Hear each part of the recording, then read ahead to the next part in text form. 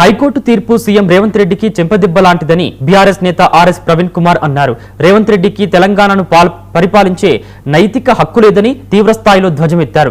స్థానిక పోలీసులపై నమ్మకం లేదని ఆర్మీని రంగంలోకి దించాలని హైకోర్టు ఆదేశించిందంటే రాష్ట్రానికి హోంమంత్రిగా ఉన్న రేవంత్ రెడ్డి ఏ స్థాయిలో పనిచేస్తున్నారో అర్థం చేసుకోవచ్చన్నారు.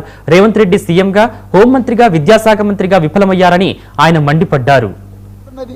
అసలు మీకు నైతిక ఎవరైనా 1,00,000 మంది పోలీసులున్న ఈ రాష్ట్రంలో, అదేవిధంగా ఆ రాష్ట్రానికి హోంమంత్రి అయిన మీరు, గౌరవ హైకోర్టు ఈ స్థానిక పోలీసులు ఎవరు కూడా ఈ తెలంగాణ ధన మాన ప్రాణాలను కాపాడలేరు, అందుకొరకు ఆర్మీ అధికారులను ఆదేశించిందంటే ఇంకా మీకు ఎక్కడున్నది? అసలు మీకు నైతిక హక్కు ఎక్కడున్నది? Where is your moral right to secure the lands of properties of people of Telangana? Revanth Reddy గారు ఒక్కసారి ఆలోచించండి. అందుకొరకే మేము మళ్ళీ చెప్తున్నాం, ఈ రాష్ట్ర ప్రభుత్వం కూల్చివేతల ప్రభుత్వం, విధ్వంసకర ప్రభుత్వం.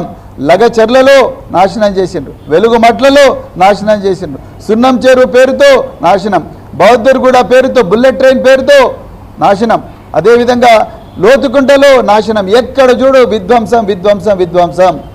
ఎవరైనా 1,00,000 మంది పోలీసులున్న ఈ రాష్ట్రంలో, అదేవిధంగా ఆ రాష్ట్రానికి హోంమంత్రి అయిన మీరు, గౌరవ